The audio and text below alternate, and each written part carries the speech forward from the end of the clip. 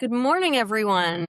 Welcome to Elevenses with the reps at Diesel Bookstore. We are very happy to see you and our wonderful publishers reps who join us here every week in our safe book space to talk about all of the new, upcoming, and recently released titles that they are excited about and want to share with you so that you can add to your exponentially increasing to be read pile. Oh wait, no, that's me. But no, every week we have many more books and we have the experts to tell you about them so that you can learn a little bit more before you order them. And as a handy assist to that, we post the links to all of the books we're going to talk about today in the chat area.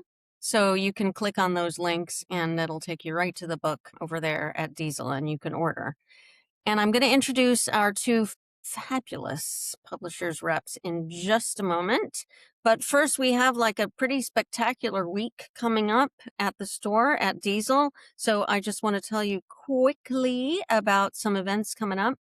Tonight, for example, at 6:30 p.m., we have Janice Kaplan discussing and signing What Your Body Knows About Happiness. And she will be in conversation with Robert Masello, and they will be at the store 6:30 p.m. tonight. And then tomorrow, very exciting, we have not these two lovely reps, but other reps, publishers reps will be at the store tomorrow at 6:30 for Summer Rep Night at Diesel. And that is, we'll have 5 of our publishers reps and they'll be there talking about books like we're doing today. We'll have raffle prizes. We will have drawings. We will have free gifts. We will have a tremendous amount of fun. And you can get your summer reading squared away. So that's tomorrow at 6:30. Don't want to miss that. And then after that, Monday, which is June 8th already, we have Brooke Averick with Matt King discussing Phoebe Berman's Gonna Lose It. So that is going to be Monday at 6:30 p.m. But wait, there's more. On a Tuesday, which is the 9th at 6:30 p.m., we have Laura Lekkos, and she'll be discussing and signing All the Little Ways. Joining her in conversation will be Alexandra Brown Chang. So that is going to be Tuesday. And I told you it's going to be big. There's a lot. Next Wednesday is going to be a big Lisa C day for us at Diesel. In the morning at 11, you'll be able to see our interview with Lisa C. She'll be on Elevenses talking about Daughters of the Sun and Moon, and she will be at the store in person at 6:30 p.m. also on Wednesday. That is the 10th next week. That's a lot, I know, but it's a big week. We're very excited about everything that's coming up. And if you need more information, www.dieselbookstore.com, and we've got it all there on the events page. All right. Thank you for your patience, lovely reps. Today we have with us Suzi Hough from HarperCollins and Liz Camfiord from Random House. I'm really happy to see you both today. Very excited to hear about your books. We don't see you a lot, and you always have the most fabulous books. So thank you for joining us. Suzi, why don't you lead us off today? All right. The first book I'm going to talk about is Short Circuit by Wolf Haas. This is a work in translation from Germany. It came out at the end of April, but it has just been one of my favorite books. When I first saw the cover and I heard the title, I thought it was going to be about that 1980s movie with the robot, and I got a little excited. And then I found it has nothing to do with it whatsoever, and I got a little sad. But it's okay because the book is fantastic. I love it so much. It's inspired by the convoluted images of M.C. Escher, and it is 2 stories kind of woven together as the main character of each story reads about the other in a book. So we meet Franz Escher, a single middle-aged man with a fondness for jigsaw puzzles, and he's waiting for a repairman. There's faulty wiring, needs to get fixed. As he waits, he's reading a novel about Elio Russo, who is a former prison snitch for the mafia who's hiding under an assumed identity. As Elio rides his train to his new life, he reads a novel about Franz, whose repairman has begun working, but oh no, there's been a tragic accident, and now there's a dead man on the floor. As Franz waits for the emergency personnel, he decides to go back to his mafia book to calm himself, and back and forth we go. The transitions between the 2 stories are accomplished not through chapter breaks, but just seamlessly within the text, and without that forced pause, the tension just keeps building and building. The story twists and turns, and it layers in on itself in a way that really does feel like an Escher sketch. I couldn't tell you exactly how, but it just does. As you read, you know that the two worlds have to come together by the end, but it's so hard to predict how. So it's Short Circuit is truly unlike anything I've ever read, and structurally, it's the most interesting thing I've picked up in years. Wow. I have the advanced reader copy in my house of this book, and I keep looking at it and I'm like, I have to read this book. I have to read this book, and I You haven't been really able. do. Oh, it's so fun. It's the I'm just the cover alone really drew me to it, and I just kept coming back to it, and I love the idea. I love the concept, and I love new, authors who are sort of blazing new trails in terms of how they're structuring things and doing something fresh and different that'll that'll draw you in. And it's great that publishers are letting that happen as well. um so I can't wait. Thank you for that, Susie.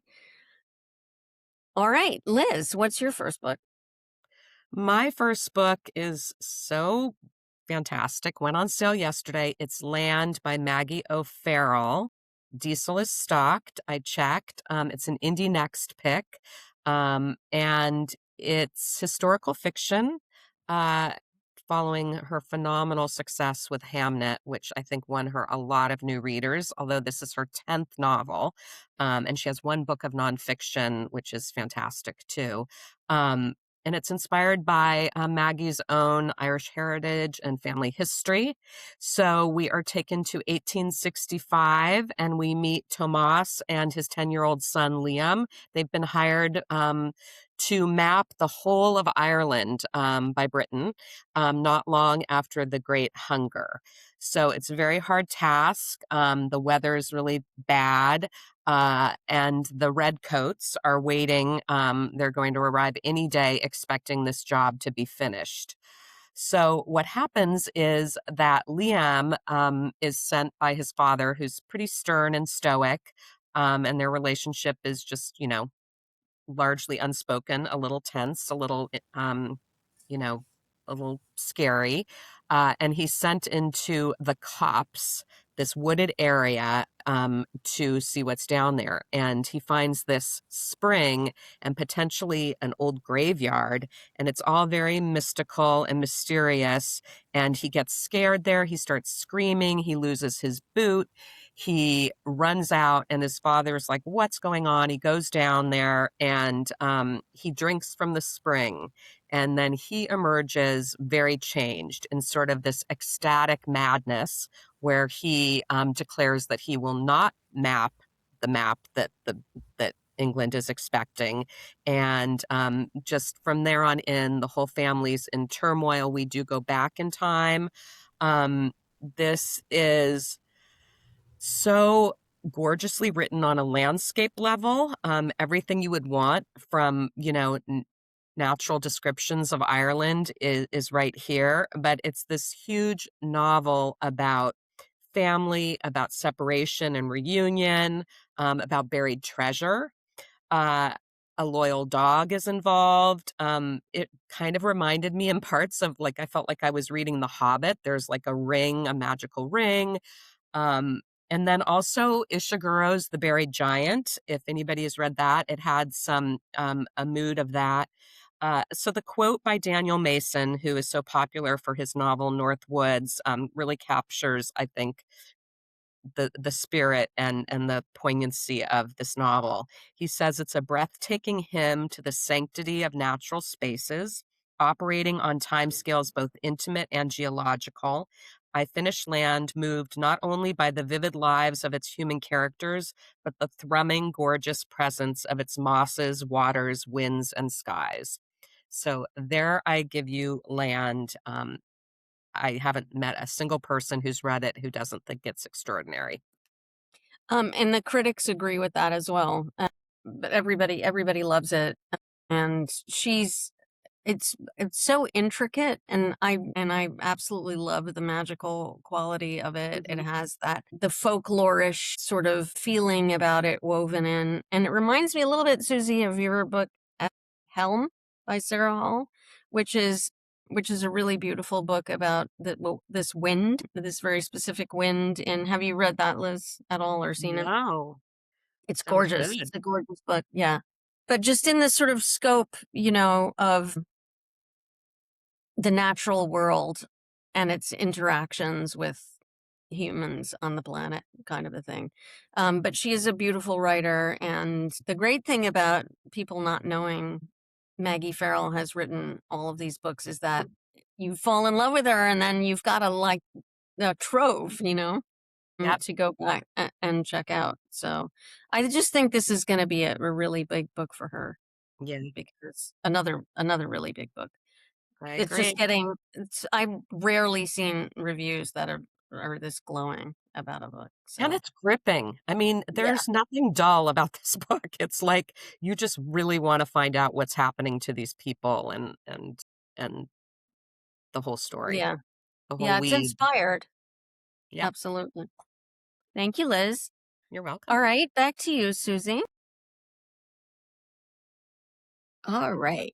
Sorry, I keep thinking about Maggie O'Farrell, and I'm like, oh, I need to read this book now. It sounds Yeah, amazing. yeah. But this next book is also amazing. This is Ghalen, A Romance in Black by Walter Mosley. It's always a treat to get a new book from Walter Mosley, but this is a bit of a shift because he's more known for writing mysteries and thrillers. And this is a love story. Ghalen is the very clever child of a neurodivergent vegan cook and his brilliant scientist wife. This is a grand love story born of the cook and the scientist meeting by chance at the Santa Monica's farmers market. A tragedy strikes their home early, forcing Ghalen to grow up quickly. But whatever challenges come his way, and for a young Black man in America, there's always many somethings, love finds a way to bring him home again. It's just beautiful writing. It's just got this incredible dialogue. The descriptions just really bring the world to life so well. And there's truly a little bit of everything, like family love, friendship, romance, love of community. And it just really showcases like the best of what people can be. I was completely wrapped up in the story and I couldn't think about anything else while reading it.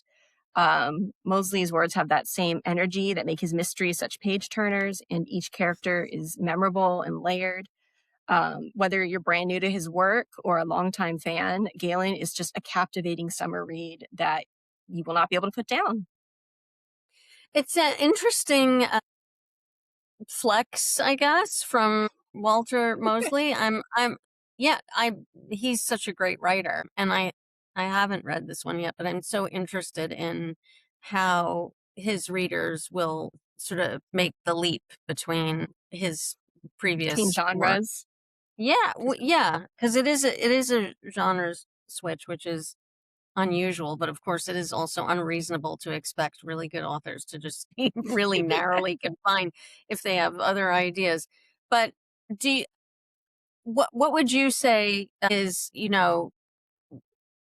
it's a completely different, he's really switching it up between, the previous, and so Yeah.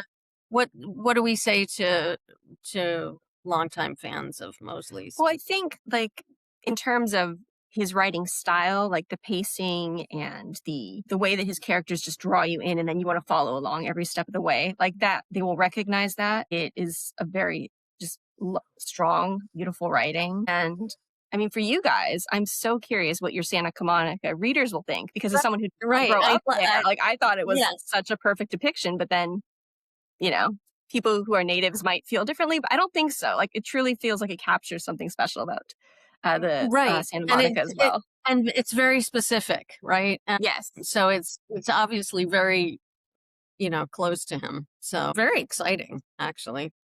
That Love is it. a fabulous cover. Like It is. it's so gorgeous. So is Ghalen the name of the main character? It is, What is yes. Okay, I missed that part. Well, Yeah. I think Walter's from LA, or I know his mom lives Yeah. there. So Yeah, he is. Yeah. that looks so Yeah. good. Can't So wait. sorry, is it my turn? Liz. I love this volleying. It's just the two of us. No, it's great. I mean, It is great. We're I was having a so conversation. happy to get a fourth book to talk about. Although I miss Julia, of course. Oh, American Rambler is the next book that I want to talk about. And I was in Diesel, I guess, last week, and I saw a big stack of it. And I want to help sell this book because it is so much fun. It's so interesting. And it's by Isaac Fitzgerald. It's also an Indie Next pick. And I just love a good on the trail memoir, though this is very different from Wild. It's about an American folk legend. And when I was selling this to my book buyers, I got some like, oh, so Johnny Appleseed's like a real person? Yes. Yeah. Johnny Appleseed is a real American folk legend, who I also knew nothing about except that he seeded apple trees, but he had a much bigger life than that. And Isaac is a beloved writer. He's part of that McSweeney's circle. He also ran the Rumpus for a while. He's this very cool literary guy with lots of writerly connections. And he also wrote one of my son's favorite picture books, which is How to Be a Pirate. So he's got broad interests, broad talents, but this is definitely blending memoir and history, and it's a travel log. He walks from the beginning of the Johnny Appleseed Trail in Massachusetts to Indiana in Johnny's mythic footsteps. So he's also going through grief. It's an intimate memoir too, but the Johnny Appleseed character that we come to know, his real name is John Chapman, is quite the eccentric. He drank a lot of the cider, the alcoholic cider along the way. He was a transcendentalist. So there's a lot in here about Swedenborg and Thoreau. It gave me some feelings about, how much I love reading Wendell Berry's work. And also The Last American Man by Elizabeth Gilbert. Jack Kerouac, Rebecca Solnit, like all of these writers and influences are I think woven and represented in this memoir. So much fun to read, so interesting. There is one tree that I saw a photo of that still exists that they know that came from one of John Chapman's seeds, and it's in this woman's backyard in, I think, Ohio. And, it's sort of a destination, a landmark. This is edited by one of our favorite editors at Knopf, John Freeman, who's also a poet and a writer and very tied to California where he grew up. And I wanted to read this quote that he gave about the book. From midlife restlessness to midlife reckoning, the deepest of griefs to the greatest of love stories, American Rambler has it all, with plenty to go around. And that's the point, because this is also a work of history, memoir, travelogue, I mentioned all that in addition to making me laugh as often as it makes me cry, is about the kind of faith that friendship builds, the kinds of families and communities and stories we actually get to choose for ourselves. And then quickly, John Green also raved about it. He said, this book made me feel the kind of wonder and hope I've been longing for. So American Rambler, buy it at Diesel. That's a great quote, that last one. I love that. Yeah, I've known I love it when authors discover, these interesting stories, sort of legend that you don't really think of. People don't even know that he's a real person. It's just a name. And then you discover this whole interior life. Yes, exactly. Sort of how I felt about Deadwood. That was,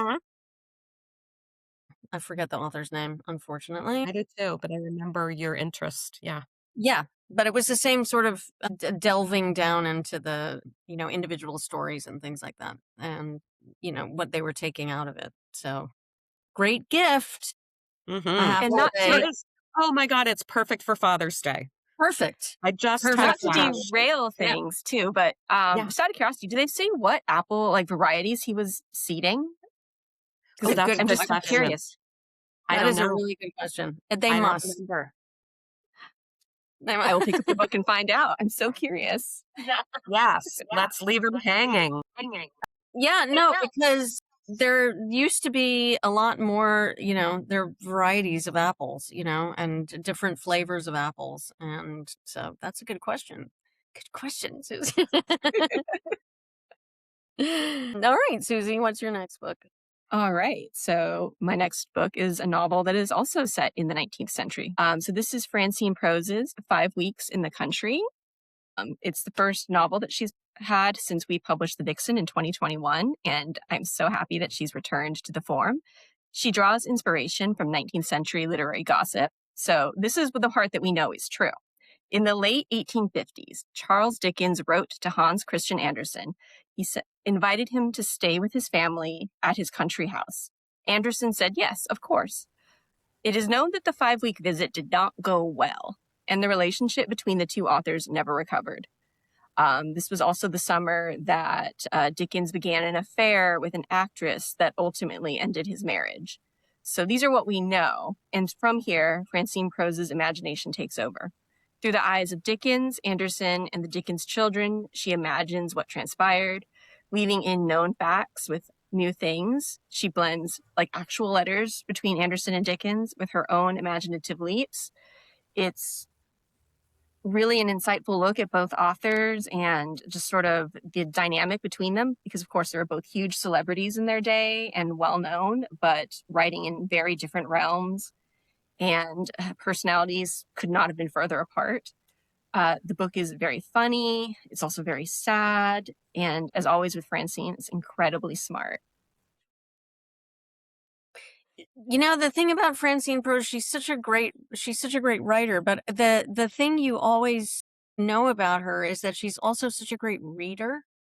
And that comes through in all of her work, in her close and insightful, in-depth reading of all of the books and where she draws her references from and all of that. She wrote a whole book, which of course, again, this title escapes me right now, but about reading and being a reader and books and that kind of thing, which was fabulous as well.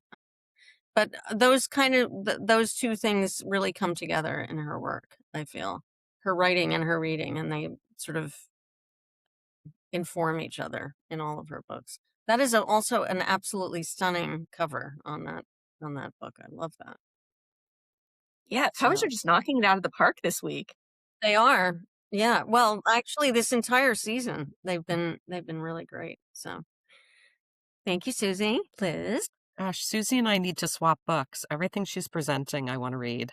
I'm going to work for you for a little bit. Anyway, Mercy Hill is a debut novel, and I've said it before, I'm very smitten with the setting of a mental hospital.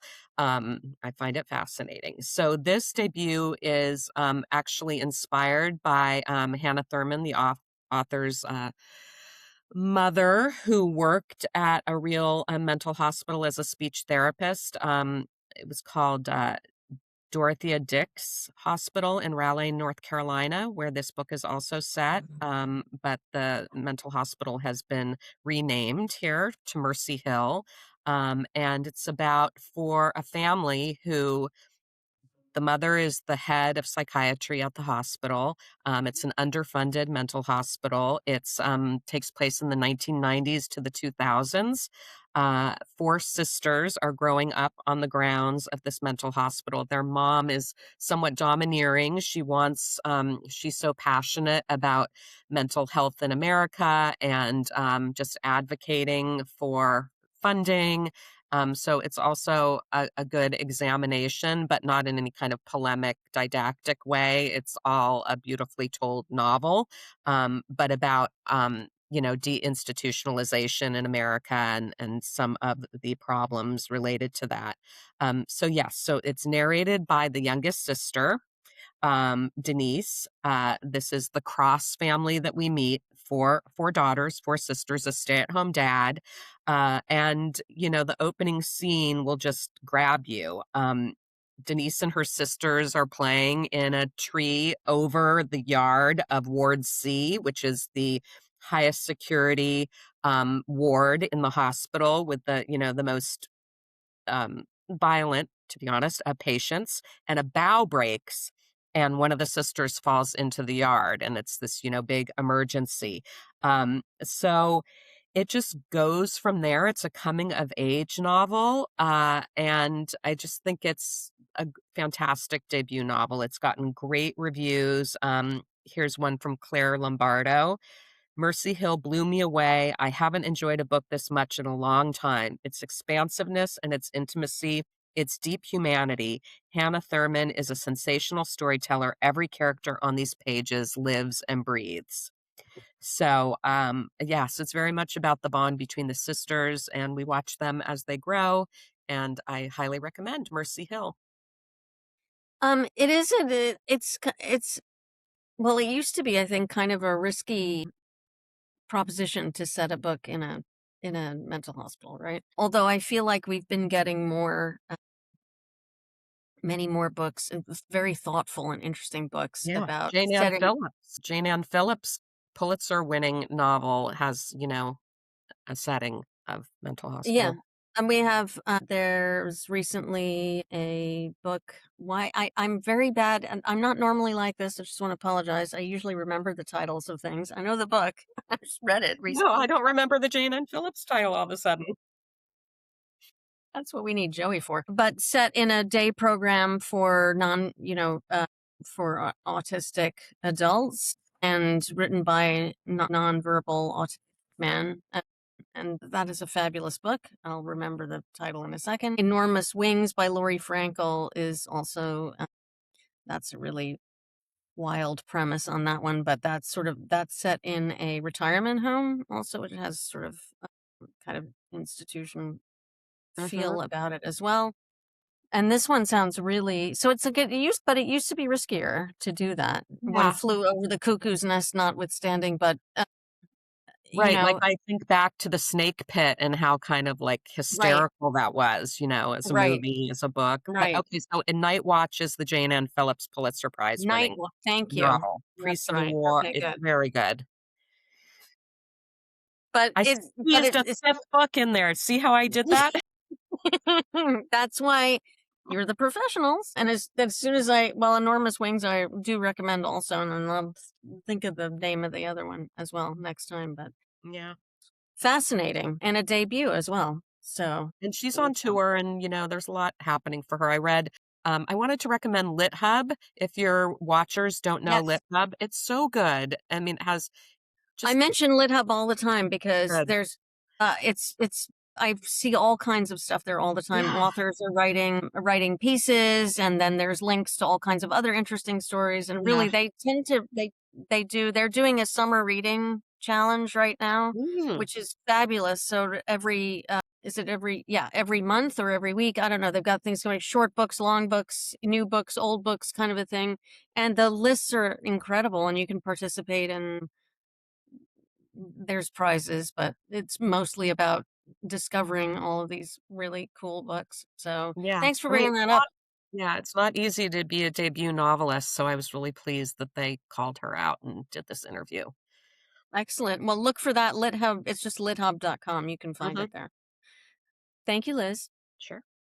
Susie, are we on the All fourth right. book now, or on the I think third, we're on or the last the book. bonus book? All right, bonus Yeah. book round. And I was so happy to get a bonus book because this gave me a chance to talk about a book that's new in paperback, Shopgirls by Jessica Anya Blau. So some background. My mother grew up in San Francisco, where the story takes place. And sometimes when talking about her childhood, she'd mention I Magnin, which was the fancy department store that catered to the wealthy. My grandmother loved to visit each season and explore the high-end clothes on display, gathering ideas so that she could replicate them with her sewing machine at home. So she would have gotten along quite nicely with Zippy, who is the star of Shopgirls. As a young girl who grew up in a shabby small apartment above a liquor store, I Magnin represents beauty and elegance and success, everything that Zippy wants. Determined to become worthy of her role as the youngest salesgirl in the dress department, Zippy spends her days absorbing the advice and wisdom from the eccentric women working in the department store and learning the ropes of retail fashion. In her Salvation Army thrifted clothes, she styles women who spend more in a shopping trip than she makes in a year and loves it. In the evenings, she goes out with her lawyer roommate to explore the sights and sounds of San Francisco. This is a coming-of-age story set in 1980s San Francisco, and it's like a nostalgic time machine back to that era of day glow and big shoulder pads and fad diets and the joy of being young and free in a big city. It has its darker moments. This is 1980 San Francisco, and so the AIDS crisis is very much a thing. But it is just full of all of the joy as well of being, just being young and, being on your own for the first time and just learning how to adult. It's humorous, it's poignant, and it's like my number one fantastic summer beach read. So, Susie and I were chatting a little bit yesterday when we were talking about this book, and I one of the reasons I love reading Jessica's work is because I love Jessica. I mean, she's such a exuberant, joyful, interesting person, and being around her, her work is infused with her personality as well. So she's a lovely person, and she's a great writer, and she has just a wonderful sense in her books of capturing a time. She's really able to do that just brilliantly. You are just transported to what she did. Mary Jane was a little bit earlier. It was the 70s she was talking about, but she just takes you right there and into the whole feeling of the era and the people and what was going on and everything. And she does that again in Shopgirls. But she's It's so she's a really immersive. smart writer. Sorry, go ahead, Yeah. Susie. Essentially, she's so immersive. Like, it made me feel so nostalgic for this time period. And then after I stopped reading, I'm like, wait, I was not there for this. Yes, I don't. exactly. That's what she does that so well. You do find yourself becoming nostalgic for places and times that you weren't you weren't part of.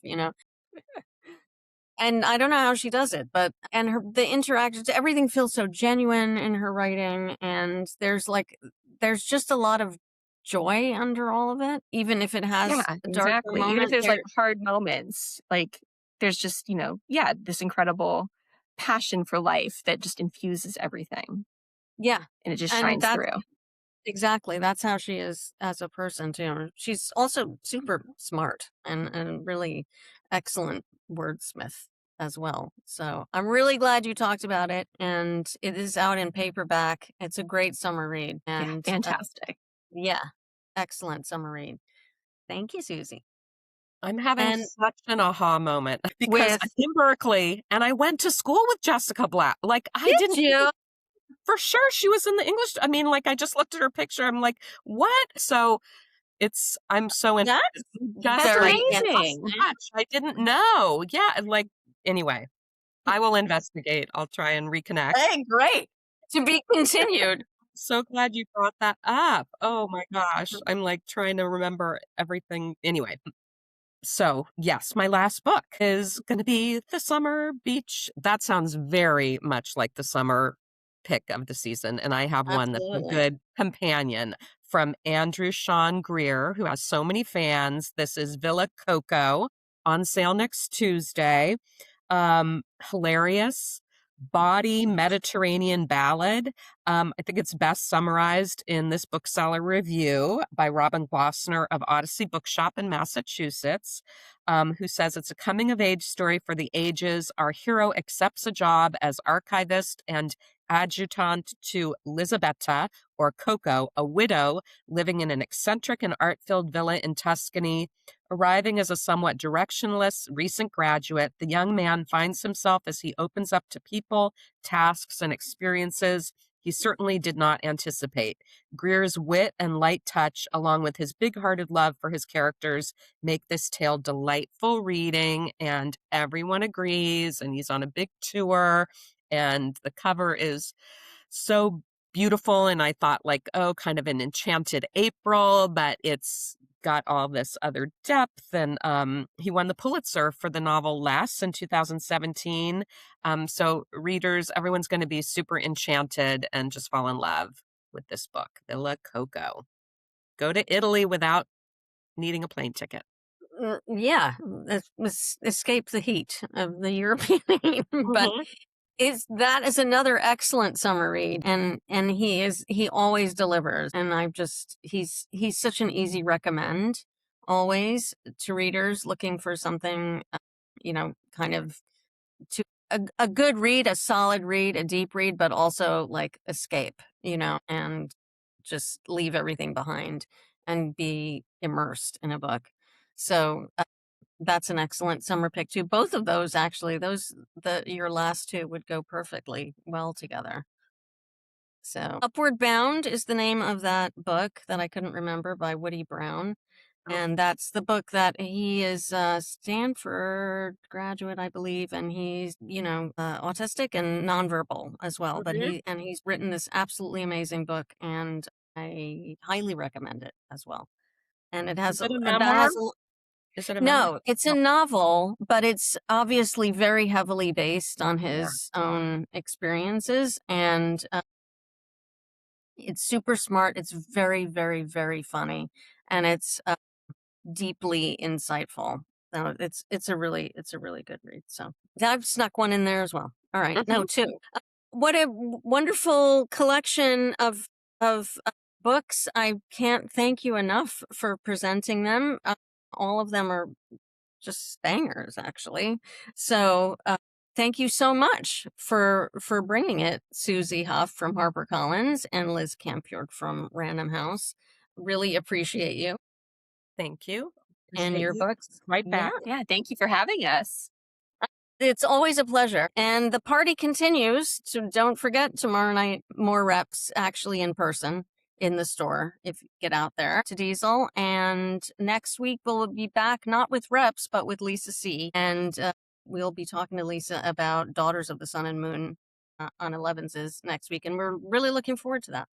So I hope you will tune in for that and everything else that we have in store. And in the meantime, thank you, Joey, for putting up all the covers and the links. And thanks again to Suzi and Liz. And have a great week, everybody, and happy reading. See you next week. Bye.